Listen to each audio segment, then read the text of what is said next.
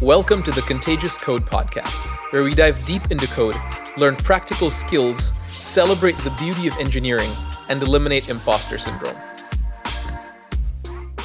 I am Tejas Kumar, and I've been building on the web for over 20 years at places like Vercel, Spotify, Zeta, and more. Today, my guest is Michelle Bakels, a program director at G2I. G2I is a hiring community for developers where companies go to G2I who are maybe short-staffed, and G2I helps find the right developers. Developers can also apply to G2I and be vetted and join the collective, where then G2I helps them join good companies. G2I vets both sides. In our previous episode, we talked with the founder and CEO, Gabe Greenberg of G2I. If you haven't watched that episode or listened to it, then I'd encourage you to do so. Today, we're joined by Michelle, as mentioned, who's a program director at G2I, who organizes their flagship conference in April every year called React Miami. We'll give away a free ticket if you share this episode on social media and say you want to enter a raffle to do so. Michelle also leads the developer health initiative at G2I. It's as I mentioned in the previous episode, it's the company that cares abnormally high amounts about developer health, and I think this is a very good thing. So our episode today is actually all about developer health in G2I, spearheaded by G2I. G2I has created the Developer Health OS, or the Developer Health Operating System, which is a framework for maximizing and optimizing developer health outcomes in companies that have developers. In our discussion today, we talk about recognizing burnout, recovering from burnout, preventing burnout, and finally optimizing maximal performance through excellent developer health protocols. The Developer Health Operating System was created by G2I as a manual for people, teams, and companies, and also includes a workbook where you can keep track of the outcomes as they happen. The Developer Health OS was also created in collaboration with industry experts and doctors by G2I. They poured a number of dollars and hours into this, and it's not in vain. It is already proving value at their company, and through this podcast, I hope at your company as well. If you've ever experienced burnout, if you've ever worked in a highly demanding situation, or if you're in charge of people and you want to help them get the best outcomes for work and for themselves, then this episode is for you. Now, I'd like to offer this to all of you at zero cost, and this is very much separate to my day job. The way we can do that is through sponsors and partners. Let's take a moment to acknowledge them. The Contagious Code podcast is sponsored by Code Crafters. I teach people how to code. Code Crafters also teaches people how to code in a way that's very similar to me. What they do is they have you choose a programming language like JavaScript or Python or Rust, something maybe you know or you want to get better at, and they make you choose a tool like Git, Redis, Docker, etc. And then what they have you do is build that tool from scratch in the language of your choice. By doing so, you get better at the tool by understanding its mechanism, and you get better at the language by building the tool, and so you get a double whammy. They have a generous free tier, but should you start paying, you can get 40% off using the link in the show notes. That's tej.as/codecrafters. The Contagious Code podcast is a partner of SquiggleConf. SquiggleConf is a conference being organized by a guest on the podcast, Josh Goldberg, who is organizing this in the Boston Aquarium. And it's about developer tooling and type safety. And we will give away a free ticket. If you want to win a ticket to this conference, share this episode on social media. Say you want to win one, you'll enter a raffle to do so. We are partnered with this conference, and we encourage you to buy a ticket and attend or win one through us. Finally, the Contagious Code podcast is also partnered with That Conference. That Conference is a multidisciplinary family-first conference that happens in a water park and is honestly for the whole family. It happens in Wisconsin and in Texas, and it's multi-track, handles a bunch of different topics, and is a really great time. If you want to win a ticket to that, share this or any episode on social media. Say you want to win that in your post, and you will enter a raffle to do so. Thank you so much for sticking around, and now for my discussion with Michelle Bakels. Michelle Bakels, such an honor having you on the podcast. Thank you. It's such an honor being here. I was on your podcast some time ago talking about developer health, but in all honesty, like you in your job spend your time, a lot of hours trying to dial in developer health. So I'm really excited for the chat about it. I think we're gonna talk about the Developer Health OS that y'all just published and a bunch of things. Before we get into it, could you maybe give a little bit of an introduction to yourself, your role at G2I, your focus on developer health for the listeners? Sure. So Michelle Bakels, program director at G2I. Like you said, focuses on developer health, so initiatives that support the mental and physical health of software developers. But really, a lot of our work does expand past software developers and even past the tech industry. So it's been a really rewarding role to be in. Another big part of my job at G2I is organizing React Miami, which is a React software developers conference in Miami that we hold every year. That's so cool. Has Pitbull keynoted React Miami yet? Not yet. We're working on it. We had Ken Wheeler a couple times. Nice. So Close enough. Awesome. Great. Well, it sounds like there's a lot to uncover there. I'd like to just dive into the deep end around developer health specifically. And let's maybe start with a bird's eye view. So like big picture. And zero in on some details. So I guess to start with, how do we define developer health? And how is it different from just non-developer health? So for us, it's just to focus on the mental and physical health of software developers in the tech industry, and that can be a lot of things. The reason why we call it developer health is because I'm a developer. Gabe works with developers at G2I, of course. And so there are a lot of things that are really unique and specific to the work of software developers that can be hard to explain or relate to other people about. I see a lot of conversations when software developers are having hard times with their mental health or with burnout, that they're kind of like, I can't take time off. Like, it's really important what I'm working on. Like, I have to push through this. There's a lot of people depending on me. There are a lot of customers depending on me, and there's a lot of like pressure. And so a lot of our focus in developer health is addressing internal pressure and external pressure, and whether that pressure is real or artificial. And so we spend a lot of time speaking about like specifics for software developers. And that's why we kind of give it that name versus casting a bigger net.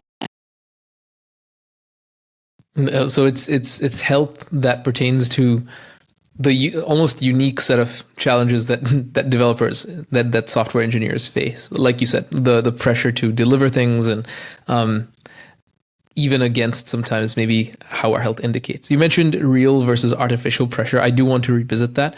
But earlier in your answer, you alluded to Gabe. Gabe, for those listening, is the founder and CEO of G2I, also my old boss, and just generally a great human being. And so you said you're a developer, he's a developer, and as developers, you have a bunch of these different things that show up that can be harmful to your health. I love that you define this as mental and physical health, because I feel like a lot of times, frankly, we don't consider mental health enough. And I think COVID was one of these cases where we had a renewed focus on mental health, because a lot of us were isolated, and we were, not our best selves mentally and physically. But I'm curious. I heard you define this twice this way, as mental and physical health. I'm curious if you could speak to the balance of those. Does being a developer and working across these challenges, does that typically bias towards one or the other, or is it just an even split between we compromise on both mental and physical health? I think it's probably situational. But I also, I guess we say mental and physical health because we want to emphasize that our thoughts and what happens in our mind has a direct correlation to how we feel and our overall health as well, and how we perform and how we're productive. So it is worth thinking about and considering what's going on in our minds. And I guess to dig in a little bit deeper, through our years of research and learning more about health in the workplace, I actually kind of, I think mental versus physical health is good for conversation and like starting on the same page. But I feel like mental health is physical health. So when you start to learn about stress and anxiety, a lot of stress is really the release of hormones in your body. And so there's this signal in your brain that says that something is bothering you or something is threatening you, and it releases hormones in your body that have a whole bunch of different physical effects on you. So one is shutting down your digestive system, redirecting your blood flow, and like just kind of changing general operations. So if you're remaining under stress a lot, which stress is something that people kind of treat as more of a mental thing, you're actually enduring a lot of physical changes, and those changes persisting over time can have real effects on you. So for me, I endured a lot of stress over time in my work in the past, and it led to a heart condition. And this can also like lead to stomach issues for other people. Like there's a lot of ways that stress can manifest because it's not just mental, it is a physical change. So it's completely necessary and imperative to address both things together. That's so cool. I cannot emphasize enough how much I love so much of what you said, because indeed, a lot of stress begins in the brain. I love that you also talked about this brain region. I believe, if I'm not mistaken, it's called the locus ceruleus, or literally translated the blue spot that triggers the release of adrenaline, and then everything sort of goes from there, including like blood flow to the legs because we want to run sometimes. And so I grew up in a family where, unfortunately, sometimes people yelled at each other, and this is really just your locus ceruleus going nuts and showering the brain with adrenaline. And I feel like we're not taught, right, to process that adrenaline rush, and so it makes you say things impulsively that you maybe don't want to say. It makes you run. It makes people like hit people. It's like, it's this thing that we evolved, but that we just never learned how to use properly. And so I love that you're bringing this emphasis to mental health that then affects physical health. That is so very cool. I'm here for it. Among developers, what would you say are some challenges that, I mean, you already kind of alluded to this. You talked about this pressure. We feel pressure. I think Silicon Valley and tech world, the tech ecosystem is sort of a conductor for this pressure, right? There's often this like, hey, I need to ship. I need to be the next Steve Jobs or Airbnb guy, or that pressure. Is that the sort of base cause for a lot of the things, or are there other factors that lead to both mental and physical issues among developers? Yeah, I think that that's definitely one thing of feeling like you need to deliver and ship. We have a lot of freedom in our industry, and we can operate in a lot of different directions, and that can be really exciting. It can also be really overwhelming, and you can get super carried away really quickly with what you're doing and kind of lose track of your intention and your focus and your purpose. And so, yeah, things can go out of control. You can start moving too fast. And obviously, our industry rewards speed highly and highly rewards risk. So, yeah, it can get a little out of control. I think when you're not a founder or you're not in a leadership role, some other things that can affect you as a developer is feeling overworked or not being able to let go of work. So, depending on the teams that you're on, you could be on call for an application where your users are online 24/7. If something breaks, you're going to have to jump online at any moment and do a fix. So not being able to fully relax or disconnect or walk away from your computer can also carry a burden as well. And then there's also just the I think the risk and the how do I want to say this? Like, I'm trying to find the right word. It's like the consequence of your work. I mean, there are people who are building things where it's like, the consequences of making a mistake can cost people a lot of money, and it could even cost people their lives, or you may not even be able to imagine all of the different scenarios in which can affect people. And while companies do have like legal teams that protect developers from certain things, there's like a mental burden there. Obviously, nobody wants to harm anyone. So there's a million different ways that it can manifest. I'm thrilled to announce that the Contagious Code podcast is now sponsored by Wix Studio. Digital marketers, this one's for you. I've got 30 seconds to tell you about Wix Studio, the web platform for agencies and enterprises. So here are a few things you can do in 30 seconds or less when you manage projects on Wix Studio. You can work in sync with your team on one canvas. You can reuse templates, widgets, and sections across your sites. You can create a client kit for seamless handovers. And you can leverage best-in-class SEO defaults across all your Wix sites. Time's up, but the list keeps going. Step into Wix Studio to see more. There's a link in the show notes. Probably what G2I believes in and pushes for is, in those specific cases, some type of optimization of developer health, right? Like, as in, like, if the cost is high, then so should the compensation be. So when I was working at Spotify, for example, we had on-call schedules where obviously, like, if somebody, can you imagine somebody wants to listen to like the latest Taylor Swift and they're going to hit play, and when they hit play, everything falls apart. Oh my gosh, I can't listen to the new song. We need on call, but at the same time, every time we had on call, there was one day off you get for every day you spend on call. So it's this nice compensatory model where the company was looking out for people's health. It sounds like practices like this in situations where negative health outcomes are sort of part of the job is also something that G2I is working towards. Yeah, I think also with the on-call example, we would also advocate for like clear lines of communication and basically aligning on like what constitutes an on-call like request, you know, what is an emergency, what needs to be fixed now, what, or versus like something that can wait until the next day. So I think also being really clear on that, because I've definitely worked in situations where it's like, the CSS is messed up. And I'm like, why am I getting a message at 9 p.m. about CSS? Like, we can fix this tomorrow morning. Yeah, the button's just off by 10 pixels and someone goes, no, it's a complete disaster. I can see these risk factors for mental that then leads to physical health negative outcomes. But a lot of what we're talking about so far sounds sort of outside in, right? It's the pressure that comes from the organization or the deadline or the on-call schedule that then cultivates a sense of stress, adrenaline in us. Oh my gosh, I need to stay alert for this. And maybe we don't sleep. I've been in situations, for example, where I go to bed and I can't sleep because I'm thinking about, I'm going to get pinged. And then I just don't sleep. And as we know, sleep is the absolute foundation of all kinds of health, mental, physical, all the kinds. So that just leads to a cascade of really negative things.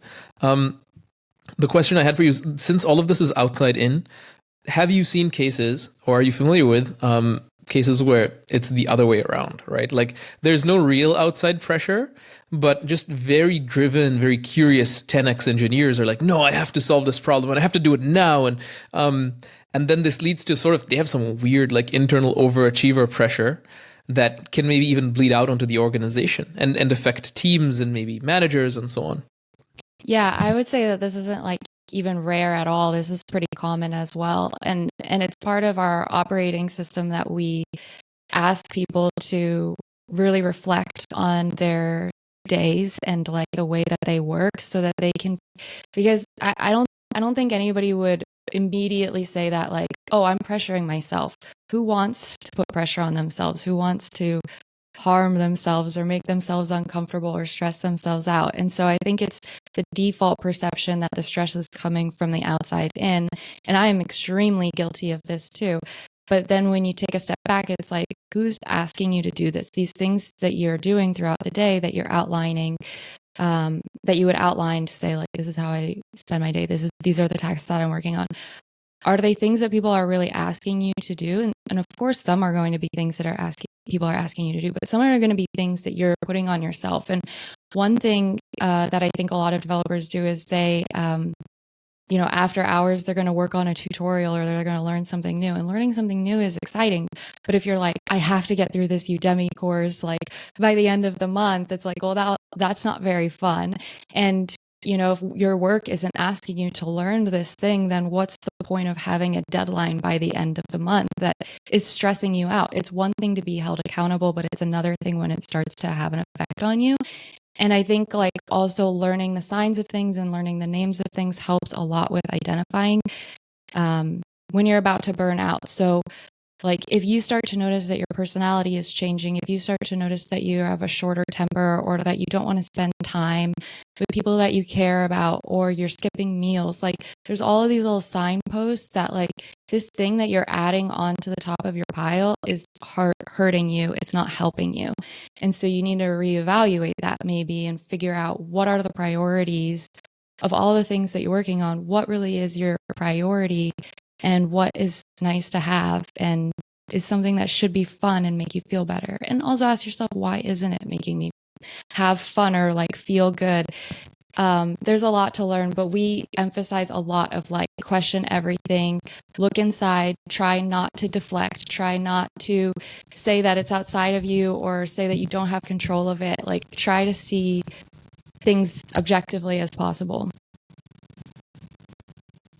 Yeah, I think that's so worth repeating almost, right? Because for a lot of folks, sometimes you do need to drive hard and you do need that stress. I mean, I think there's even in the medical literature, I read this mindset. It's called the stresses enhancing mindset, where people like they're told, it was a cool experiment where there were two groups of people, and group A was told stress is actually bad. It's going to give you a heart attack.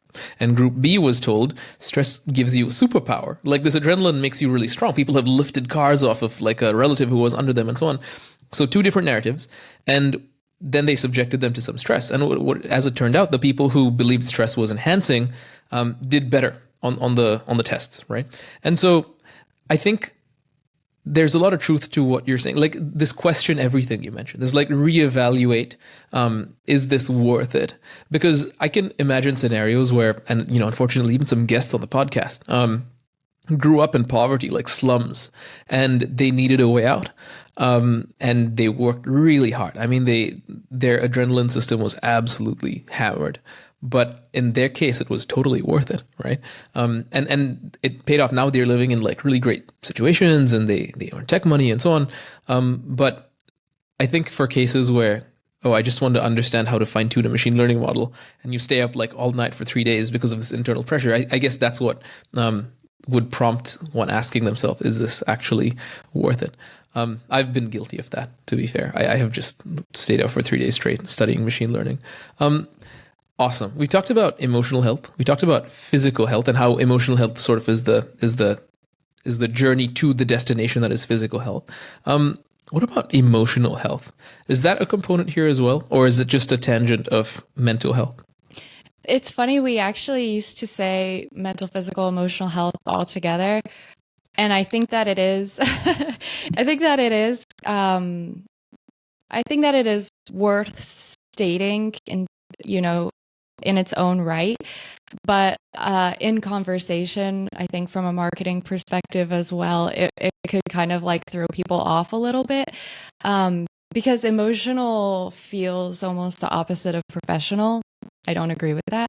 But it was like, maybe we can mix emotions in it, because again, going back to kind of how I think about it, it is all together. I mean, if mental health is physical health, emotional health is also physical health, because emotions are changes in your body, changes in how, in what hormones and chemicals are being released in your body and your brain. And so things are always happening. And so I consider emotional health a part of this just as much as anything else. This really, I didn't like hearing that it's just because it's not as quote unquote professional. This reminds me of the origin story of the term power nap. Have you heard of this? Which I absolutely hate this story. I don't know the origin story here. It's so bad. So like there's doctors studying the science of sleep and napping, right? And they discovered that when you take what we know as a power nap today, like 20 minutes, just fall asleep for a little while, you wake up and your motor function is better, your cognitive function is better, your alertness is better, everything's better. And the reason they were studying this was to enable pilots to conduct long haul flights, like between like San Francisco and like Germany.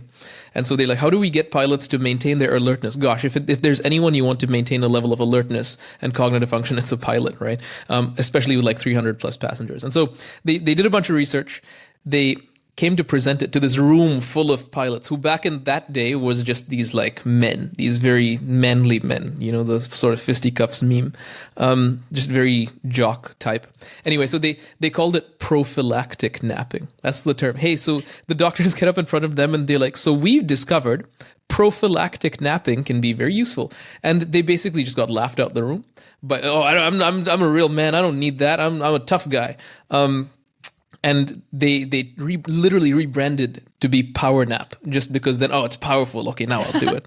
And I sort of get similar vibes from this like thing because like I think emotional health is worth talking about. I think emotional health is not just some frou-frou personal stuff, Right. but if we are to bring our whole selves to work, then that the emotions come with it. You know what I mean? Yeah. Well, that's the thing is that I think people would argue that you shouldn't bring your whole self to work, which I'm not arguing, but there's debate there, right? Like, so it's like, I think mental and physical health just kind of encompasses it and it gets the message across, but it is emotional health too. Yeah.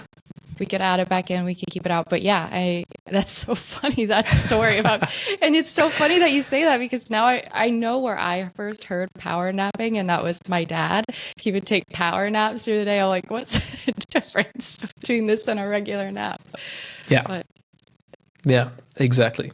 So, okay, I want to get into this developer health OS thing in just a minute, but I have to ask, I feel like at this point, we've established y'all have done a good amount of research on this. You have just a really awesome understanding of mental, physical, emotional health for developers.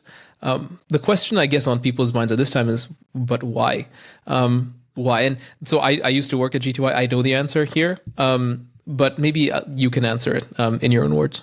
Sure. So our origin story is so a couple of years ago, I talk about Gabe like he's Cher, like everyone just knows him by like just his first name. But Gabe and we both live in South Florida. We met through the local tech industry and we started working on React Miami conference together. At the time I was working for a different company and I was extremely burned out, and it was to the point where my heart condition had gotten so bad that I wouldn't even be able to speak at some points. And so it was really hard to manage this. And this was the second job like that I had that, this was happening and I was under this stress. And so I was kind of having on the side a little bit of my own existential crisis where I'm like, should I even be in the tech industry? Was I naive to think that I could do this? Maybe this isn't for me. Maybe every place, no matter what the person says or what their values are, it's always going to end up like this. I was feeling pretty pessimistic and cynical. And I met Gabe, and in a completely different way, he was struggling with his own health issues while working in tech and being a tech founder. So he deals with chronic pain and illness, and he's had mercury poisoning and mold exposure that has affected him for a large part of his life. And he's also undergone some surgeries that didn't go right, that have left him in a worse state, which he's hopefully on the other side of now. But he's just had to deal with his own things, like how do I run a tech company while I'm dealing with chronic pain and illness. And so when we met each other, he had already gone through many years of this struggle and had explored a lot of different remedies and solutions around like meditation and brain health and neurofeedback and like traditional medicine and maybe non-traditional medicine. And so he was way ahead of the curve, and we were leaving a meeting about React Miami, and he was like, I want to make G2I the first company that prioritizes the health of developers. And I was like, oh my God, do it. Like, you need to do this. And he didn't know that I was like totally burnt out or any of my problems. And I shared it with him. I'm like, I have a heart condition from stress at work and blah, blah, blah. Like, you need to focus on this. And I didn't think that I would work on it with him. But then a couple of months later, I ended up joining G2I and focusing on this specifically.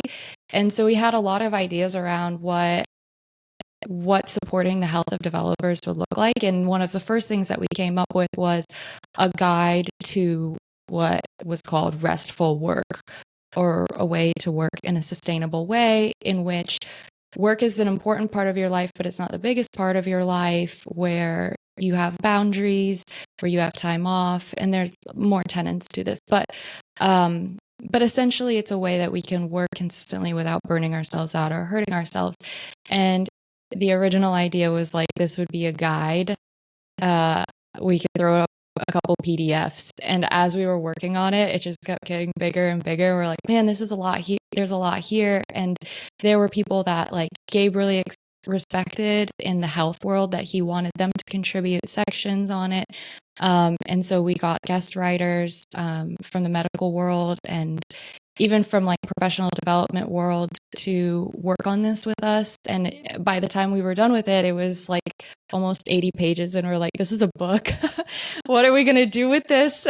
So yeah, then we went through the process of getting it edited and we threw it online in the form of basically developer documentation that's like fully searchable and you can read for free.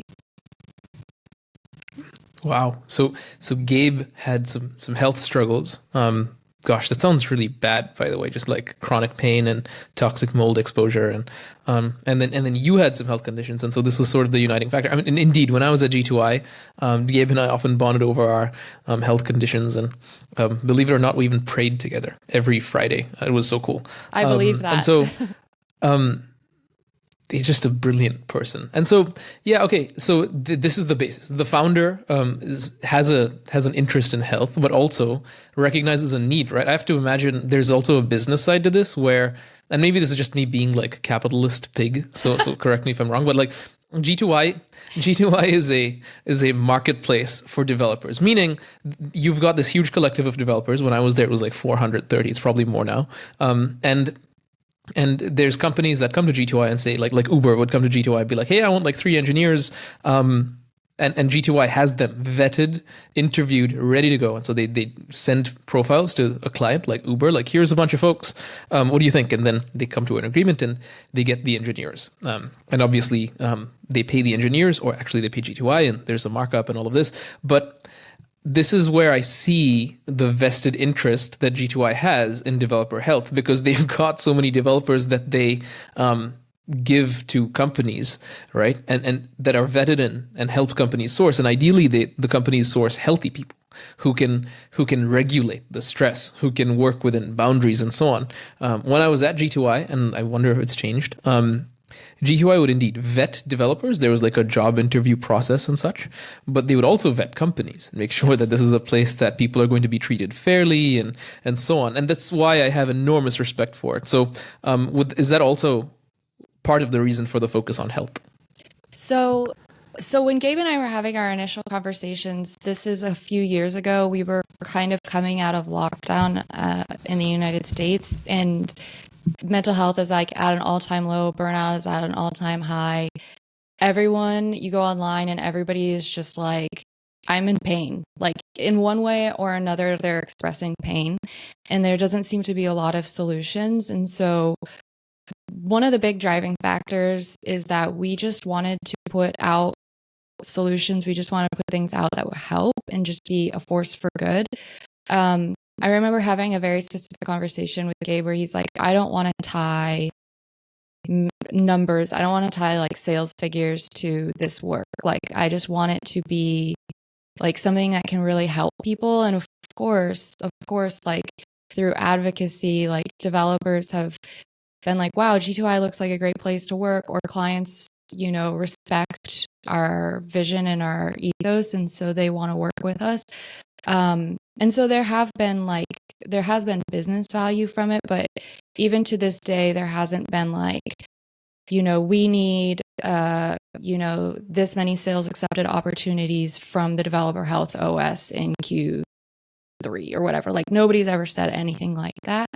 But yeah, you're absolutely right. Like we are happy to welcome developers into our ecosystem that share our values, and we definitely have our guardrails for the clients that we work with. We have like our red flags. Like I don't think anybody at the company will have a problem with me saying this, but basically, if you're rude to our sales team, or if you treat them poorly, like not going to work with you. Like, we don't want to work with people who like treat others poorly. So like that's one of our signposts or our red flags. Like, we don't need to work with a client so badly that it's going to like make our teammates feel disrespected. So we don't want people who are going to mistreat our developers either. That's incredible.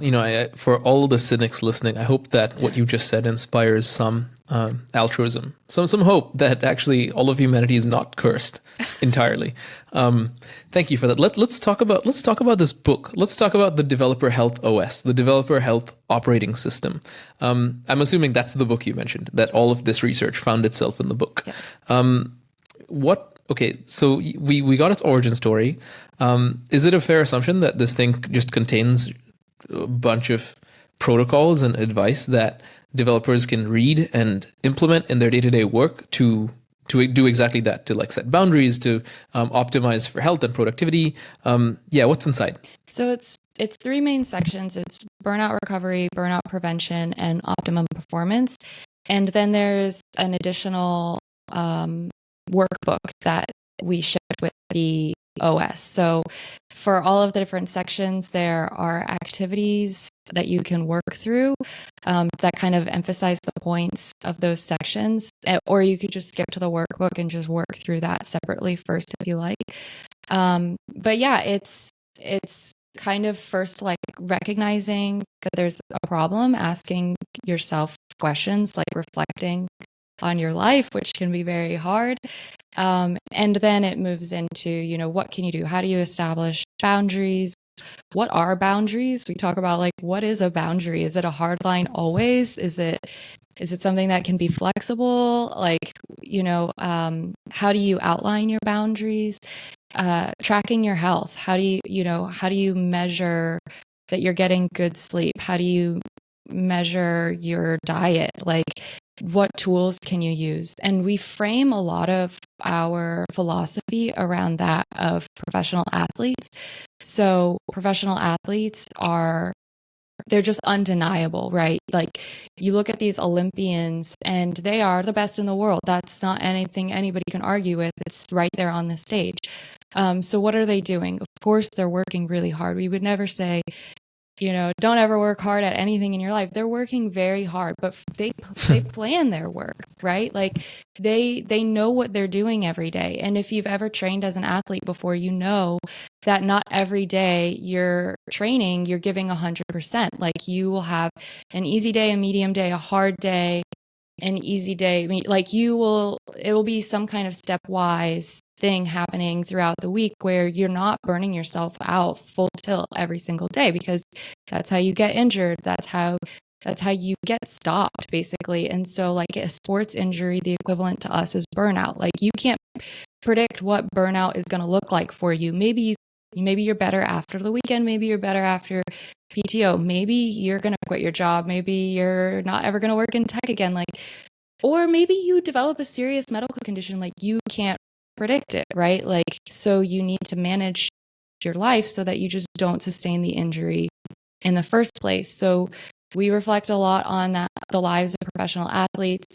They don't just plan their work, they plan their rest. Like, they are intent about how much sleep that they get. Like, you see all of these athletes that have partnership deals with like companies like Gate Sleep.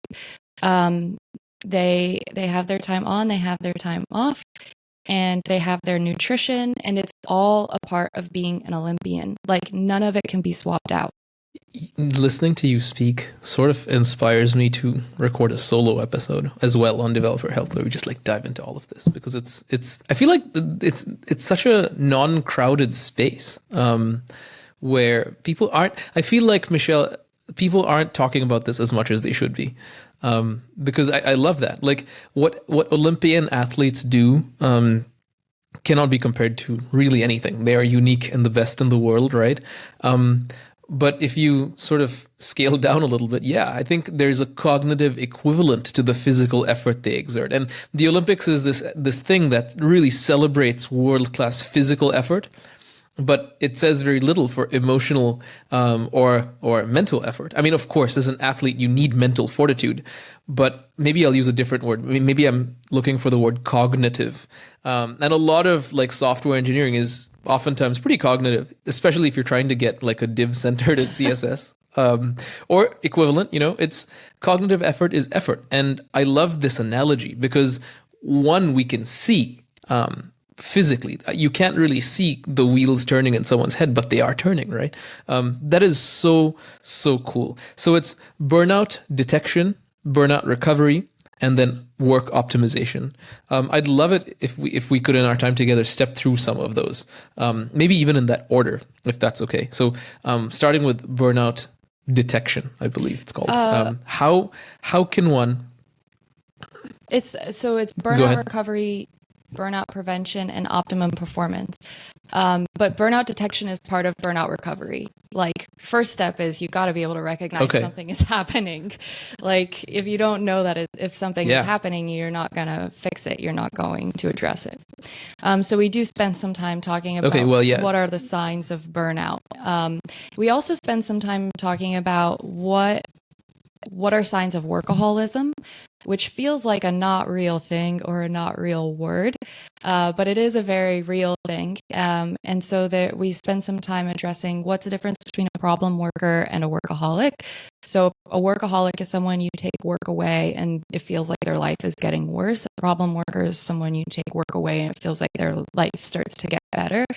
And underlying this differentiation is an addiction to stress hormones that can develop if you constantly put yourself under pressure or you adrenalize your work. So every day you go in and you're trying to achieve the impossible, or you're giving yourself impossible deadlines or tasks or whatever, it's a sign that you have started to adrenalize your work, because adrenaline can be a bit of an enjoyable feeling. Like, people bungee jump, they surf, whatever, like. So there are adrenaline junkies, right? But the release of adrenaline is meant to be temporary. It's supposed to be in the moment. It's supposed to inform you of something. So if you're remaining under stress, or you're just releasing adrenaline and cortisol all day long through an 8-hour day every day, like, that's a problem. So you can actually develop an addiction to work. So we spend a bit of time, like, we have a diagnostic that's like, go through this and see where you fall on this like kind of like spectrum. Like, are you a problem worker or are you a workaholic?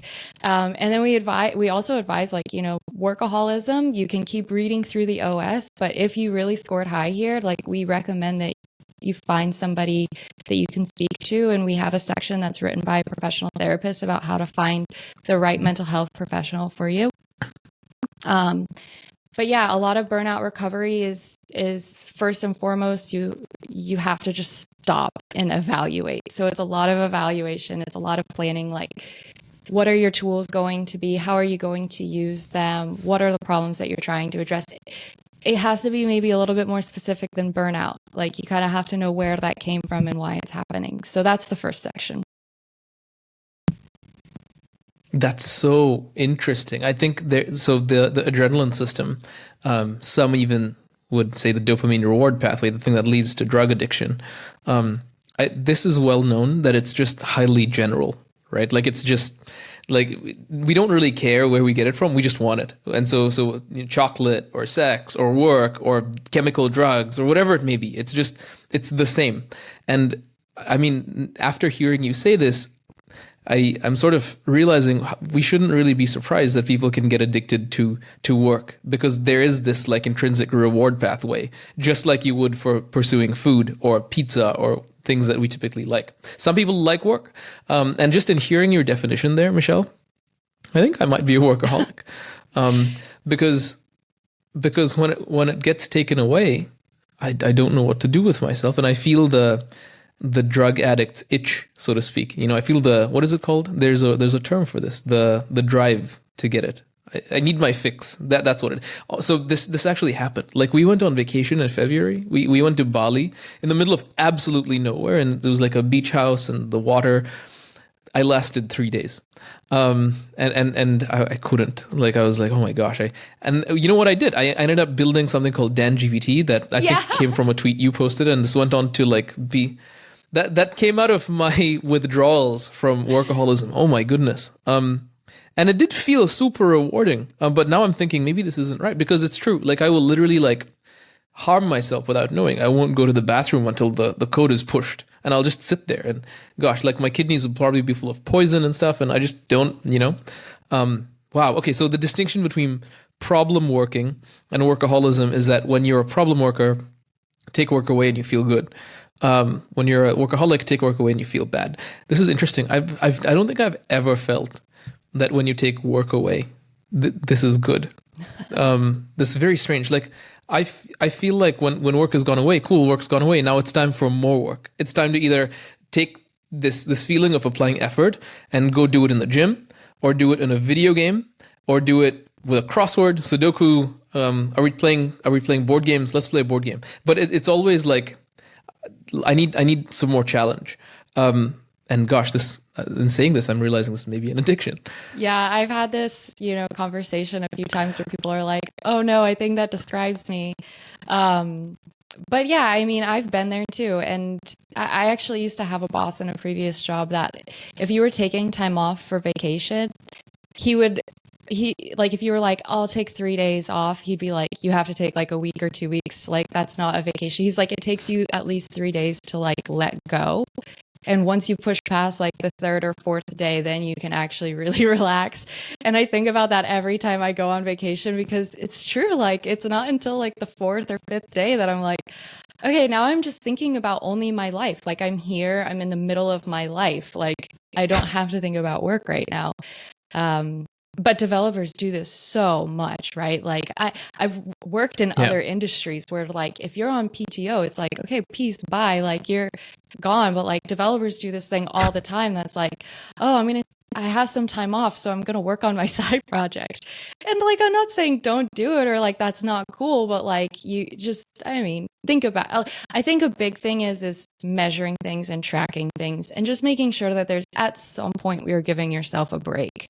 I mean, people ask me about this about React Miami too. Like, how can you advocate for work-life balance? You organize a conference. Like, I know you're working overtime, like leading up to that. And I'm like, yes, but actually, like, I get to talk to my team and the leadership team going ahead of the conference about what kind of time I'm going to have off right after, what the support is going to be for me after the conference so that I can rest and recover. That's a part of our conference organizing. Incredible. That recovery is, like you said, the Olympic athletes, they also plan their recovery. And I think that's a huge takeaway. Okay, so with burnout recovery, there's identifying, what are you? Are you a workaholic? Are you a problem worker? Or are you just healthy, right? And then from there, you may identify, dang, I'm starting to burn out. What are some ways then that you suggest in the Developer Health OS remedying that? Yeah, so I think, as in, how do you get from identifying burnout to recovering from burnout? right. So like, the first thing that we advocate for is like, you have to first and foremost learn how to slow down. So it's the foundation of everything, because if you're constantly adrenalizing or if you're constantly moving, you lose clarity, you lose visibility of what the problem is and how you can solve it. So first thing we do is talk about different ways that you can slow down. And I'm just gonna like, I have this open like on my screen. So we have a list of different methods for slowing down. So one is prioritizing, substituting, underscheduling, playing, concentrating, pacing, pausing to relax. And we go into each of these things and we teach you basically how to do this. And there are exercises like involved with these things. And so we spent quite a bit of time focusing on slowing down and also learning how to sleep and rest, and discussing like what good sleep is. Like, just because you're in bed for 8 or 9 hours doesn't mean that you're sleeping well. So how do you get the most out of your sleep, and what constitutes good sleep? Like, there are different sleep stages, and it's not just about hitting each of these sleep stages. It's about the amount of time that you're in each of these sleep stages as well. And so a lot of it is like measuring your health, also like creating a time budget or visibility into how you're spending your time, and carving out time for taking breaks. So a lot of times when somebody will reach out to you, they'll be like, hey, do you have time on Thursday for this thing? And it'll be like, there's nothing on the calendar on Thursday. Is there really nothing on the calendar, or is that when you were going to take a break? Because like, just because you were going to take a break doesn't mean that it's not important, like, or that it's less important than this thing that somebody is reaching out to you for. So yeah, and then we go into recognizing internal, external pressure, artificial pressure versus real pressure. We kind of talked about it earlier. What real pressure is like paying your bills and making sure that you're healthy, making sure that your family is healthy. Fake pressure is like, I don't know, organizing an event at work that like somebody else could do if they have more time to do it. Like you don't have to necessarily be the one picking that up. And then also a lot of our OS is focused on the person and what the person can do. But of course we spend some time like, are you in an environment where you can succeed and you can be healthy? Because if you are not, then this probably won't work for you. Like you have to be somewhere where people are going to respect your boundaries. They're going to recognize your boundaries and they want the best for you. So if you're not in that environment, like we'll still talk to you and we'll still share all these things with you. But this is how you recognize if you're in a healthy workplace or a workaholic workplace. Right. One where your boundaries and your values actually mean something, and it's not just, incredible. One thing that you mentioned that really struck a chord with me, Michelle, was the idea that when your calendar is empty, is it actually empty, or did you secretly hope that this time was for recovery? Gosh, I'm so bad at this. Like this happened to me today, and it happened to me tomorrow. It's going to happen to me tomorrow, where like I had nothing going on tomorrow evening, I sort of low key hoped that this would be just to like play Fortnite and recover a little bit. But somebody was like, "Hey, I'm going to be in town at a conference. Do you want to come to have dinner with me?" And I was like, "Yes." And like it's. Like I like them. They're nice people. But at the same time, we do have a social battery, right? And so I was hoping I could recover that social battery, and I still can. But at the same time, I do want to see them. And so like I just sort of appreciate how this is very complex, because it's not as simple as I'm just not going to do it because I really want to do it. And I think this is the thing with addiction. I may be socially addicted. You continue to do things that harm you. I believe that's what makes it like an addiction a bad thing. But also then we're told that actually social connection is good for you. But then too much of a good thing is a bad thing. Gosh, I probably seem a bit like Charlie Day with the cork board, meme. But like,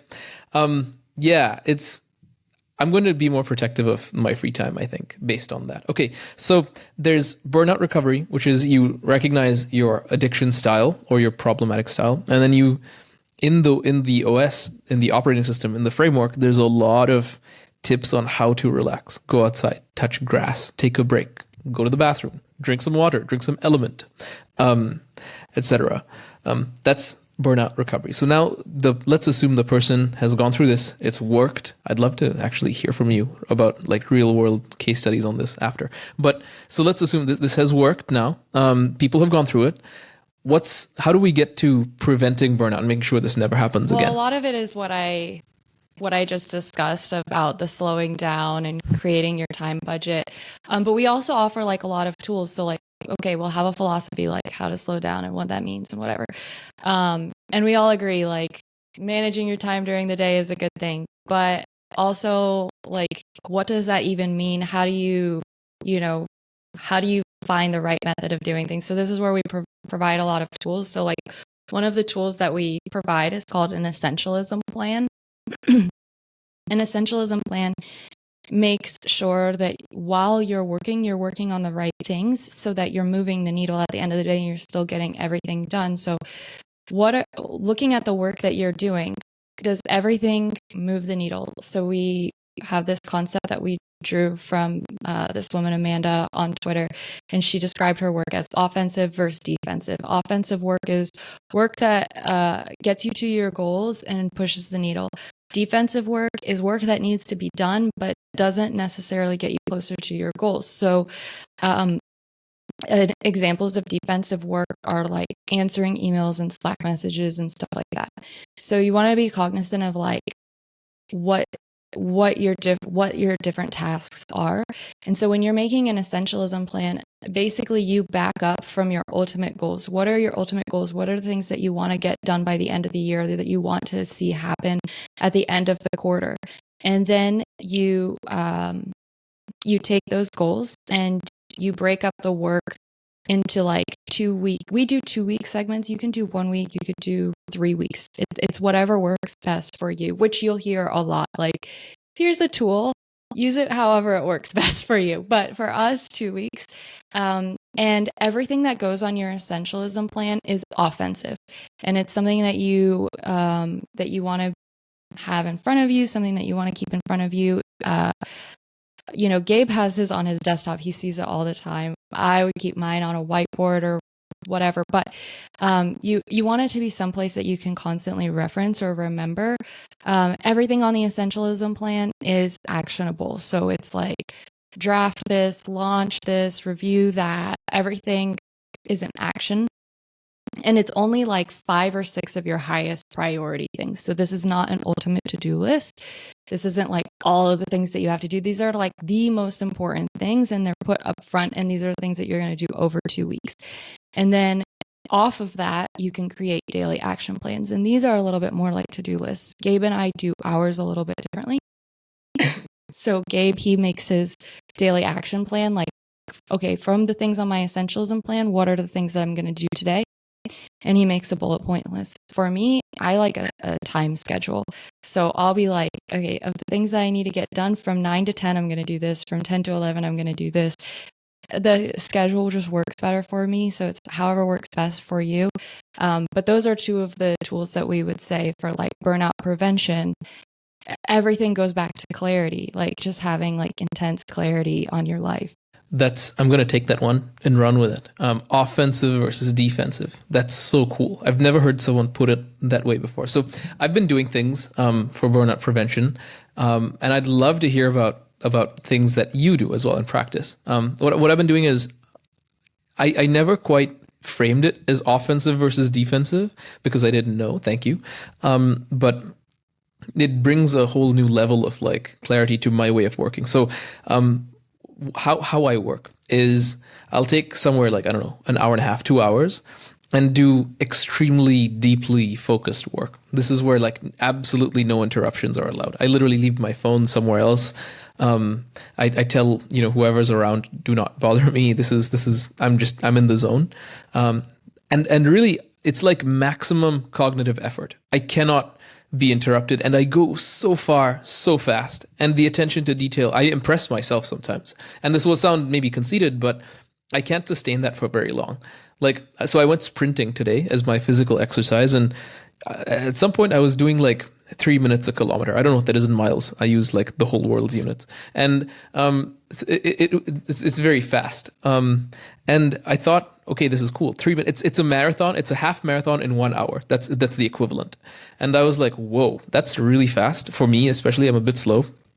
And I thought that would be cool to do a half marathon in an hour if I could sustain this like sprint pace for an hour, which of course I cannot do. And so that's how I work as well. Like I'll do like really intense cognitive work for an hour and a half to 2 hours. This you just taught me is the offensive work that I'm like actually moving my needles. But then the rest of the workday, whatever's left of it, I don't know, 6 hours or so, is defensive. I work for a like 600 person company. There's a lot of Slack. There's a lot of Google Docs. There's a lot of Zoom calls and various admin. So it's like people coming into your space. And it's not bad, like they need to, but I see defensive work, as you mentioned, is like dealing with all that stuff, all the interruptions that are oftentimes needed, but like the admin stuff. So that's actually worked really well for me because there's like an upper limit on like how much like deep focused work I do. And I found that when I don't have that upper limit of like an hour and a half, 2 hours, that's when I'm like running the risk of burnout, because like it's just unregulated. It's like, just don't go to the bathroom ever or just keep working. And that for me doesn't work. Does that track at all with this idea of offensive, defensive modulation? Yeah, 1,000%. Yeah, I did the same thing when we were writing the operating system. I had 2 hours in the morning when I was the most focused, and that would just be my deep work. That would be when I would write. And then everything else could come after. And I know what you mean about these Slack messages, especially when companies grow. Well, I mean, I don't even want to say, I think it really depends on the culture of the company, right? But like, I worked at a huge, like tens of thousands of people company. And I remember doing a corporate training where the person was like, ways to be like successful in the workplace. And one of them was like, only check your email every like 4 hours. And everybody in the room laughed. Like, and I think it was just like instinctual. Like, are you kidding me? Who are you? Do you even know what it's like to work here? Like, what do you mean wait to 4 hours to check my work? But this, or to check my email? But this is actually a perfect place to ask yourself, is this pressure internal or external? Am I pressuring myself to answer messages all the time or to be available to messages all the time and like allowing myself to be interrupted constantly? Or is this something that I really have to do? And a lot of times you could go an hour or 2 hours responding to a Slack message or an email easy. And I think oftentimes you may find even more that you could even go like a whole day without replying to an email or half a day. Like you can start testing that. Like, what if I wait an hour to reply? What if I wait 2 hours to reply? Like, is anything bad really happening? And you can start releasing yourself of those expectations and pressures. That's so cool. Do you feel like the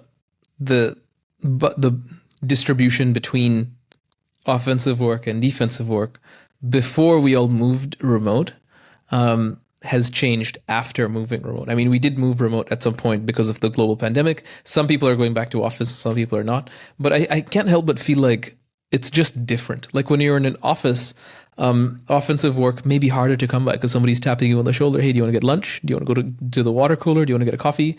And so the deep work is often, it's hard, right, to find time. Whereas when you're at home, it's much easier. And so I see like positives and negatives in this. In an office, the cool thing is you never like maybe burn yourself out on cognitive work because there's always someone like physically like interrupting you, making sure you go touch grass. However, when you work from home, it may be easier to just sleep, like go all night without sleep because there's no forcing function. Do you feel like that's shifted with the remote work? A lot of things changed with remote work. And I think this is why personal responsibility and accountability are like so important here, because when I first started working from home, during the pandemic, increasing levels of burnout, right? But there's a lot going on. So it's not just about like what's happening at work, but at work, I remember we didn't have a culture of taking your laptop home. So when you left the building at the end of the day, you were done working and you just couldn't work anymore. And so that helped a lot with creating that boundary between work and life in a way that I never really fully recognized until we were working from home. And it could be 7, 8, 9 p.m. and I would still be working on a feature or a bug. Whereas if I were in the workplace doing that, if it's the end of the day, like I had a boss that would like kind of try and leave after all of his developers. And if you're still on the floor, he'd be like, you're wrapping this up soon, right? Like you're going home soon, right? Where when you're working from home, you don't have that. So it's like, it's on you personally. However, with that said, when I was working in an office, people would walk up to me all the time and we have like an open floor plan too. So even if somebody didn't walk up to me, like there's distractions everywhere. But I'm with you. There are so many pros and cons to being in person versus at home. I would never have become the developer that I ended up being if I were working remote from the start, like sitting next to unbelievably gifted developers every day. It helped me propel my skills on a level that you just don't really see happen remotely. It's just not really possible. So there are pros and cons to each.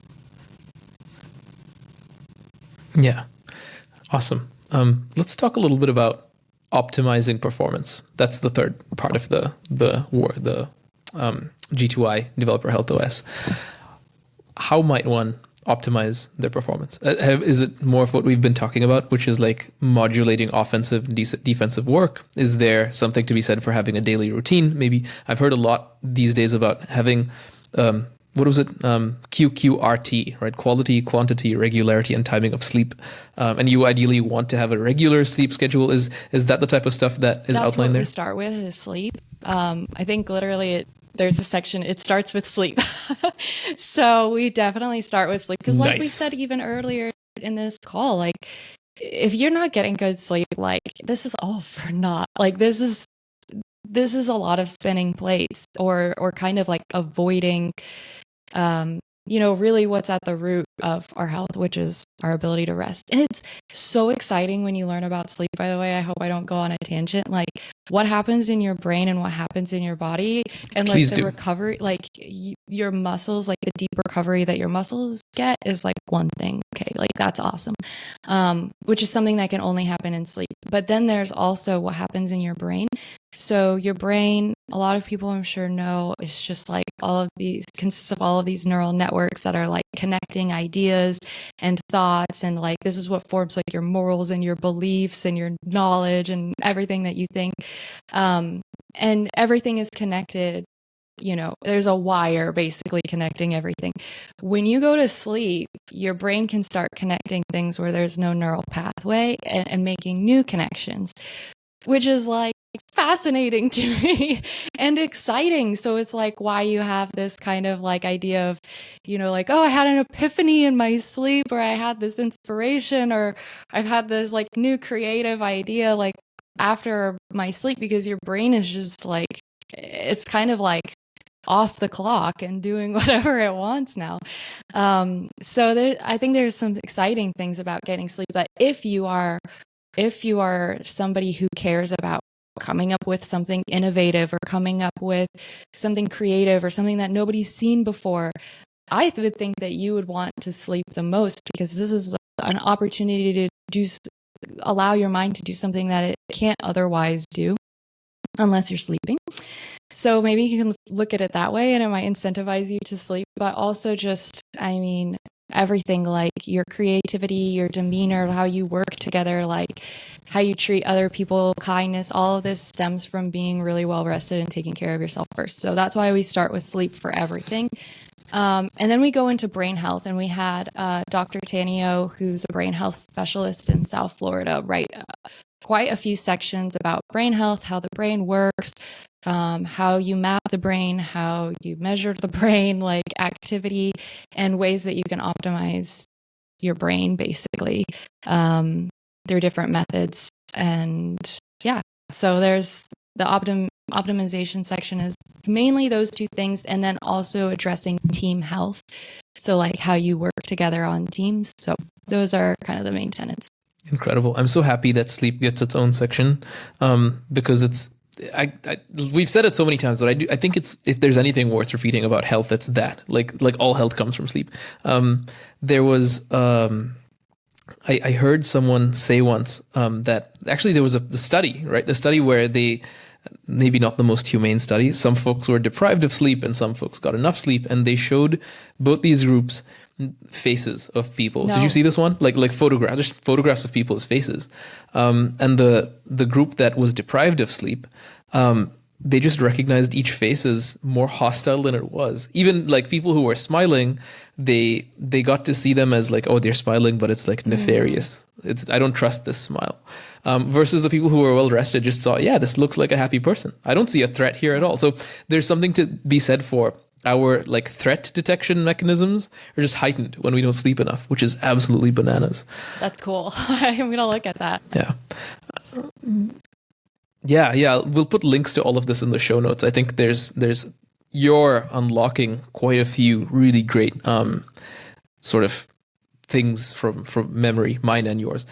So there's sleep. And from sleep, there's this great section by the brain doctor for brain health. Is there anything about supplementation and or pharmacology? I know a lot of people talk about things like L-carnitine or L-theanine, like theanine being this thing that removes anxiety and stuff. Does the framework from G2I talk about supplementation, or is it more just diet, exercise, sleep, and lifestyle?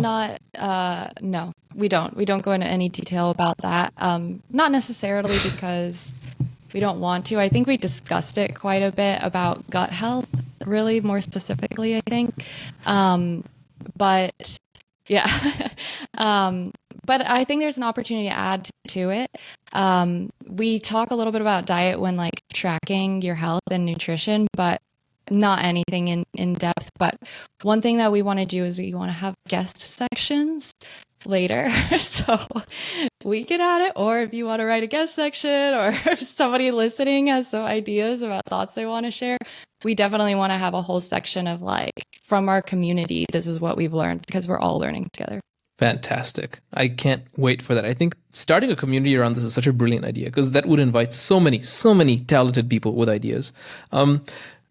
Okay, Michelle, as a researcher and practitioner of developer health, what is your routine, so to speak? What protocols do you implement daily in your work that help you recover from burnout, prevent burnout, and optimize your performance? Yeah, so I have a daily routine that I will first of all make sure that I get at least 7 hours of sleep and get good sleep. And I haven't ate sleep. I have a cooling mattress, which has for me been a game changer. I'm not trying to like sell their stuff, but I went from being up all night with having like anxiety attacks every night and having like a hard time falling asleep to like being able to sleep through the night and feel better than ever before. So everything again starts with sleep. When I wake up, I work out at least 20 minutes to an hour. That's usually the time frame. A lot of times it'll be through Peloton. I love Peloton. Just wake up, go. And they have like yoga, they have strength training. It's more than the bike. So that's what I do. And then when I start work, I work from home. So I just start the day by like, where did I leave off, and making my daily action plan. So basically just looking at what I need to get done and like mapping out my day hour by hour. I'm actually going to make my daily action plan after this call because of course my first 2 hours were like prep for this and then do this.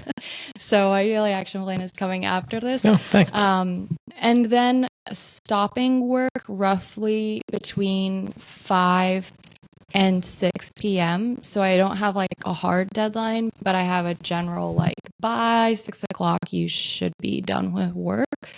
And then once I'm done with work, we have like this concept of like that we share from one of our guest contributors, Dr. Leah Weiss, who's like, you should have like a ritual post work that signals to your mind and body that work is over. And it's not something that should be like very intensive. It's not something that's also work. So like don't use a side project or like don't use a tutorial or something as your post-work ritual to signal that you're done, because that you're still working when you're doing that. So my post-work ritual has been cooking dinner, and I've had a lot of like fun finding recipes and different things to try that, you know, once work is over, I'll be like, oh, I'm going to try this new salmon recipe. And that is like my full like once I'm done cooking dinner and eating dinner, there's no part of me that's thinking about work. So that's kind of like my offboarding ritual at the end of the day. And then it's like wind down. I usually play Pokemon. I love Pokemon. And then it's time for bed. Obviously, I've been watching a lot of soccer too. If you don't know me, I'm a huge soccer fan. So I've been watching Copa America, the Euros. So. Yeah. Go Inter Miami CF. Inter Miami.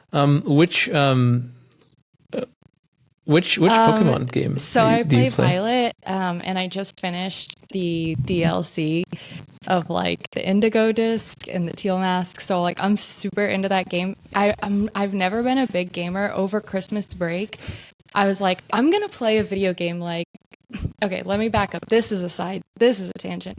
But I was at a bonfire with my friends, and we had this game called like We're Not Really Strangers. And it's like it's a social card game for like digging deeper into like knowing people.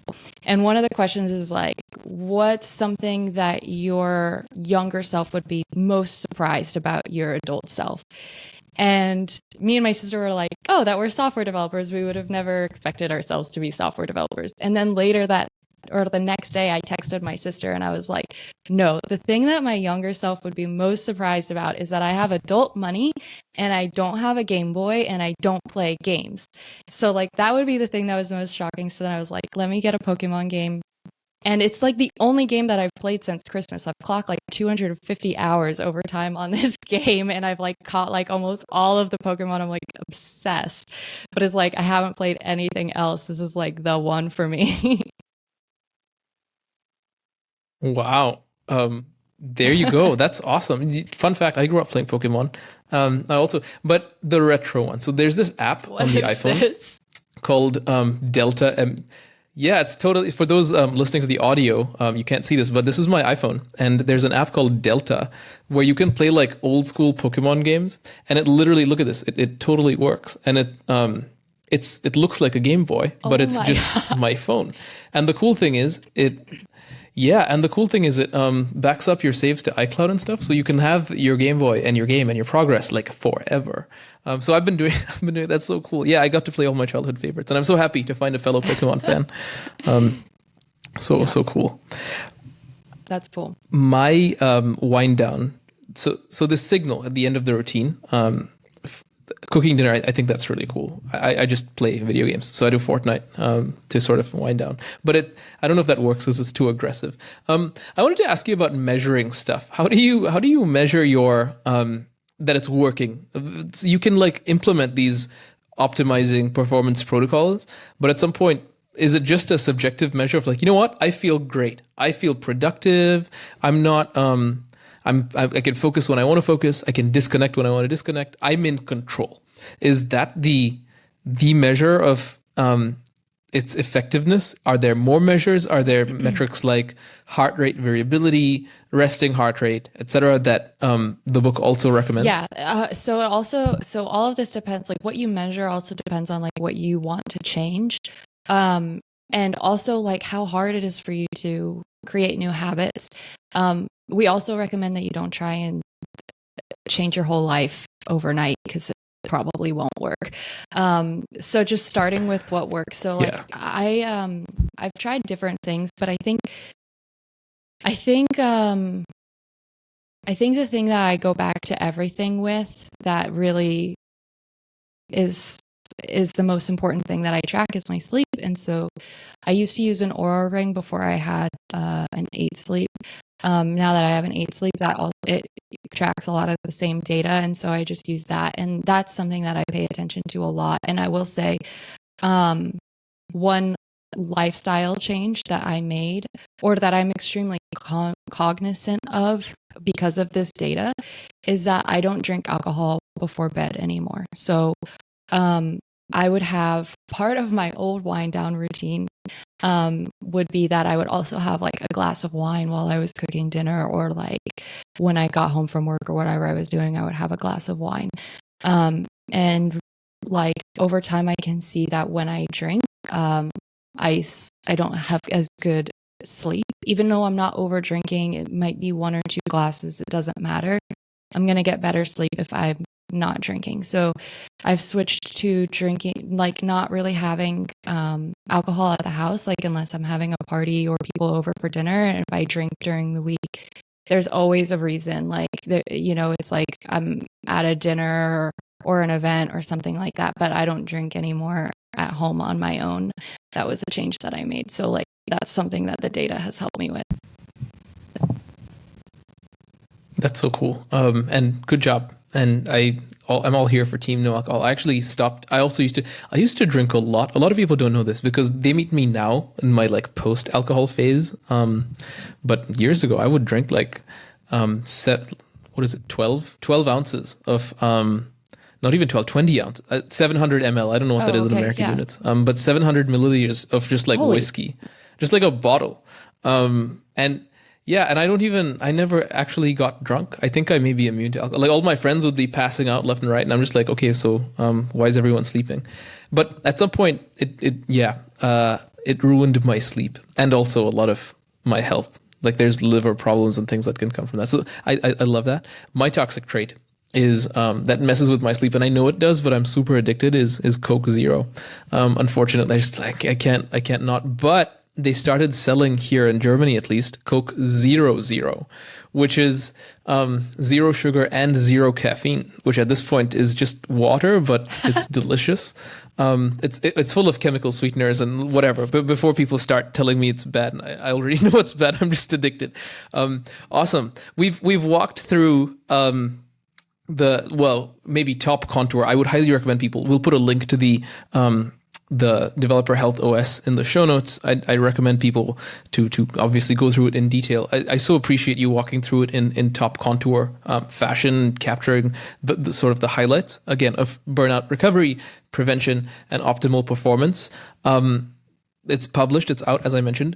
What's next? You mentioned starting a community, getting community contributions. How do you all plan to take this forward and really like make a solid impact on the lives of developers? So we've had quite a bit of interest from some conferences about speaking about this topic at their conferences. So that's definitely on the roadmap. Right before we release this, about 2 months before we release it, I spoke at Epic Web Conf that Kent C. Dodds does in Utah. And that was like where I first kind of announced it. And that went really well, and people seem to really support it. So that's one thing that we want to do is we just want to go for the conferences that are interested in this. We're happy to talk about it. There seems to be quite a bit. So we want to share it with people that way, but we're just going to keep continuing to share it online, have the guest contributions. And again, this is about community. Like Gabe and I, we're a part of the React developer community. We're part of this like global tech community, right? And we made this because we care about ourselves and we care about our friends. And so we invite anybody, like if you have ideas or there's things that you want to do with this, or if you want us to talk about it on your podcast, if you have your own podcast, whatever, like we just want to keep sharing it out there however we can. That's really what's next. And of course we have our own dev health podcast that we're going to keep doing and sharing this there too. We'll link that in the show notes also. Okay, we're about to start wrapping up, but I would be remiss if I didn't talk to you about sort of the OG developer health strategy that I got to experience when I was at G2I all those years ago, which is the magical, the ever so wonderful 4-day work week that G2I has just been like. I think G2I was one of the early adopters, if not the pioneer. And since then, so much has happened. And you know, I've seen companies try and copy this from G2I. They start with a 4-day work week. They realize it's not maybe working for them, and they pivot to, okay, not a 4-day work week, but a 32-hour work week. And so that means, you know, employees have to do 32 hours and they allocate that however they want. And I've seen a bunch of companies trying that out. So maybe we could speak to that.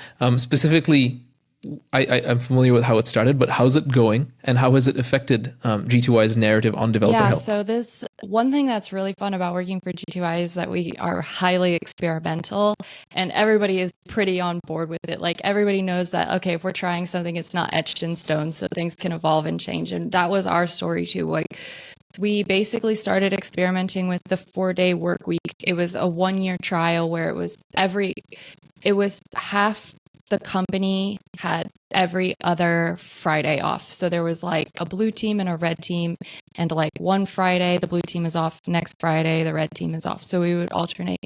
And it seemed to have gone well enough that after a year, Gabe decided like everyone's just going to have a 4-day work week.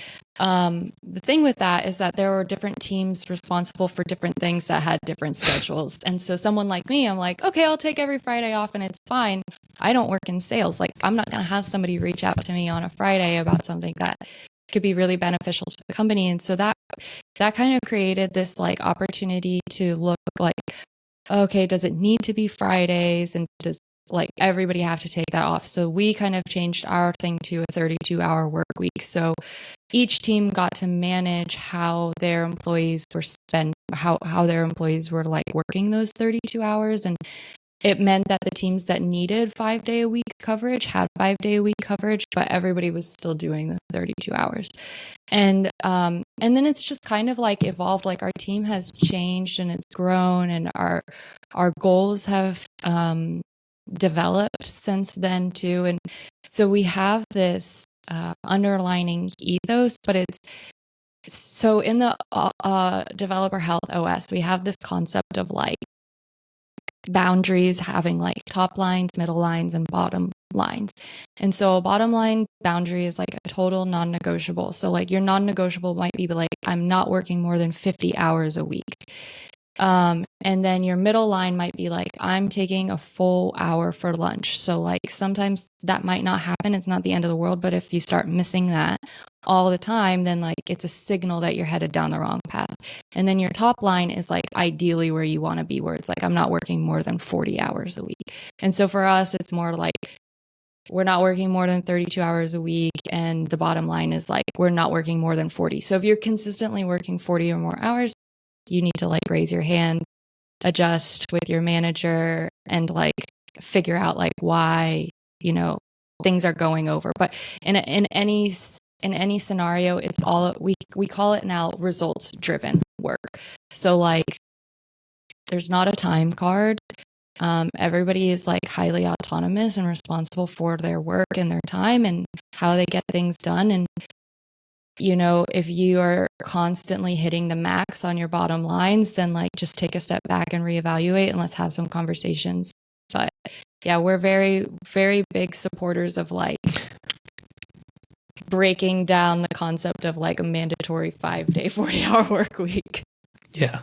Yeah, I love that it's changed since I've been on. And I love that G2I keeps, I think this is something that I've not seen other companies do well. I've worked at a number of companies after G2I and before G2I, and I don't know that any company like truly experiments like at a company-wide level as rapidly as G2I does. You want to know why I think it works? That is so cool. I have to ask, you mentioned why I think it works at G2I is because Gabe is transparent and vulnerable.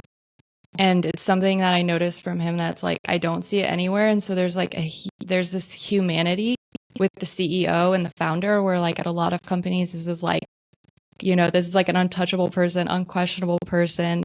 But Gabe is like, always like, I want to try this. I've done all of this research. I think this will make things better for us. Let's try it out. And if you guys don't like it, let me know. And he'll really take that to heart. And if he tries something and it doesn't work, he'll be like, yeah, that didn't work. Thanks everyone for trying that out with me. Like he's appreciative. And like, you just try again. He's really vulnerable and he's extremely transparent. And I think that's why we can all get on board and do things with him, because we're never questioning some ulterior motive or like, what's the real reason the company's offering us healthcare? Like, so I think that's huge. Yeah.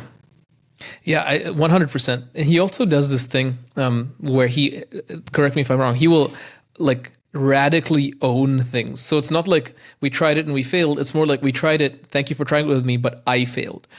He really owns the failures and says, "Hey, I thank you. I'm so thankful that you were willing to do this." Indeed, I learned so much. Some people describe me as a good leader, and I have to say I learned most of it from Gabe. So really, really appreciate that about him. He does this thing where he's, as you said, he's so open, but you can also sense that he means what he says and says what he means. I remember once I worked at a place where they asked us to do time tracking.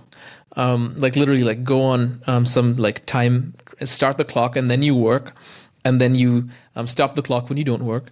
And I thought this feels a bit draconian for many reasons we can talk about. But I feel like in tech or in like cognitive work, you can't quantify it with time. Like if you're laying bricks, okay, you lay bricks for certain hours, and then you after some hours you build like a wall, ideally a house. You can't do that with code. It just doesn't work with cognitive work. And so I think the time thing is kind of lame. But anyway, so I pushed back on this and I questioned it and I said, hey, why? Like, are we being micromanaged? Do you suspect people aren't working? Like, this is very strange. Why are we doing this? And the answer was, oh, no. It's totally fine. Just no big deal.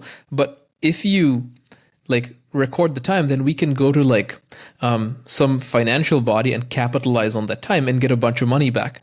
To this day, I don't know what that means or how that works. And this is probably just ignorance on my part, but part of me and the broader team was like, that's just some business speak for they just want to keep track of who's like working and how much. And it's probably wrong, right? This is a big guess on intent, but it felt like that. If Gabe was to show up and be like, hey, can everybody hit record on a clock to get your time so we can capitalize on it and get money back, I would not hesitate and I think this is sort of ties into what you're saying. He's just the kind of person where like you just believe him because he makes it very clear that he has nothing to hide. He's never going to make you feel like you got outsmarted or something. Always direct. Yeah, and it's very clear. Yeah, and it's very clear that indeed he is there to give. Well, awesome. Listen, Michelle, it's been such a pleasure having you on. I was a guest on your podcast some time ago, and I've been waiting for this for a very long time. I would be super remiss if I didn't mention how thankful I am for the work that y'all are doing, how excited I am about the work that you're doing. And I can't wait to see how you continue to touch the lives of developers and really amplify their health and boost their level of flourishing with which they can enjoy the fruits of their labor and not just labor until they die. So on behalf of myself, all the listeners, thank you so much for coming on here and sharing these with us. Thank you so much. This has been an absolute pleasure and an honor. And I just I'm so thankful for the support too. It means the world. Thank you for joining my discussion with Michelle Bakels. I hope you found it as insightful as I did, and I hope you're able to recover from burnout, recognize it, prevent it, and optimize performance for yourself and your team. I hope you also take part in the developer health operating system and use it for your company, your people, and maybe even yourself. I hope you also want to attend React Miami that's happening in April. I believe tickets are on sale now, and you can find links in the show notes as well as for SquiggleConf, our partner. If you're learning from and or enjoying this content, then I'd invite you, if you're listening on Apple or Spotify, to leave up to a 5-star review. That would really help. If you're watching on YouTube, then if you'd subscribe to the channel and like the video, that would also help. If you want to share any of this on any social media, that would also be a great free way to support the podcast. Thanks so much for sticking around. Thank you for being a part of the podcast. And most importantly, thank you for your interest in engineering.